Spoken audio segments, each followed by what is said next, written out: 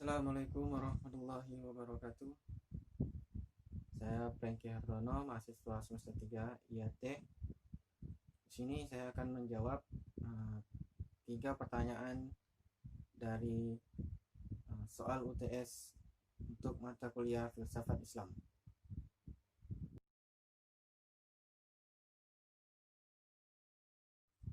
Yang pertama, alasan mengapa filsafat Islam itu bukan fotokopi dari filsafat Yunani. Alasannya adalah, pertama, yang menjadi sumber pandangan hidup bagi umat Islam itu adalah Al-Quran, Sunnah atau hadis, kemudian selanjutnya akal, pengalaman, dan intuisi. Tentunya ini berbeda dengan pandangan hidup orang-orang Yunani, yaitu mereka mengandalkan pada akal dan pengalaman mereka atau empirisme. Sehingga apa yang diciptakan, pemikiran-pemikiran yang hadir dalam filsafat Islam itu merupakan hasil dari pandangan hidup umat Islam, yaitu Al-Quran dan Sunnah. Dan pastinya berbeda dengan hasil pemikiran-pemikiran dari filsafat Yunani, yaitu hanya berlandaskan pada akal mereka saja.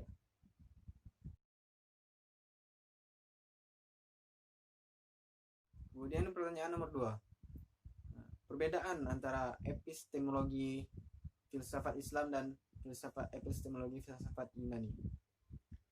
Seperti yang telah dijelaskan bahwa berbedanya pandangan hidup yang dimiliki oleh kedua filsafat ini, maka akan memunculkan epistemologi yang berbeda, di mana filsafat Islam menjadikan Al-Quran, Sunnah, akal, pengalaman, serta intuisi menjadi sumber pandangan hidup, maka itu juga akan menjadi rujukan epistemologi bagi filsafat Islam. Dan sedangkan epistemologi filsafat Yunani itu hanya berdasarkan pada akal dan pengalaman mereka.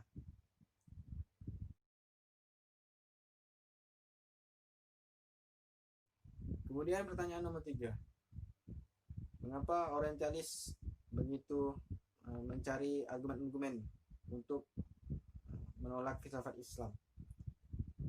Di sini saya mengambil salah satu pendapat, yaitu G.T. Tenaman, seorang orientalis di abad 19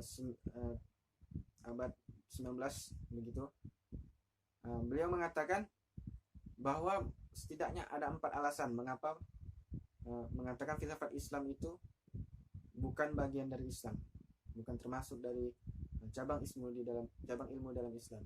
Yang pertama adalah karena Al-Quran yang menghalang-halangi kebebasan berpikir umat Islam. Kemudian yang kedua, kefanatikan umat Islam terhadap Sunnah.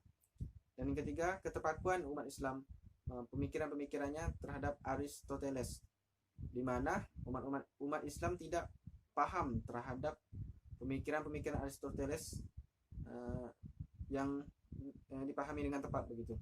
Kemudian yang keempat, tabiat umat Islam yang condong kepada berandai-andai. Di sini beliau mengatakan bahwa filsafat umat Islam itu hanya hasil dari analisis atau ulasan dari pemikiran-pemikiran Aristoteles, sehingga itu dikatakan mengadopsi pemikiran-pemikiran dari Aristoteles ke dalam filsafat Islam. Kemudian juga mereka mengatakan bahwa dulu orang-orang Arab, orang-orang Islam di sana, mereka sangat pandai dalam bersyair, sehingga dalam syair itu banyak berandai-andai, sehingga tidak menjadikan mereka pandai berfilsafat. Kemudian perkembangan zaman di era abad ke-20, mulai orientalis ini membuka pikiran, sehingga mereka sedikit menerima filsafat Islam ini dengan Al-Quran tadi yang menjadi dikatakan menghalangi kebebasan berpikir. Justru ini yang menjadi tolak atau penyemangat bagi umat-umat Islam, orang-orang umat Islam untuk berpikir lebih luas. Mungkin sekian jawaban dari saya. Terima kasih. Assalamualaikum warahmatullahi wabarakatuh.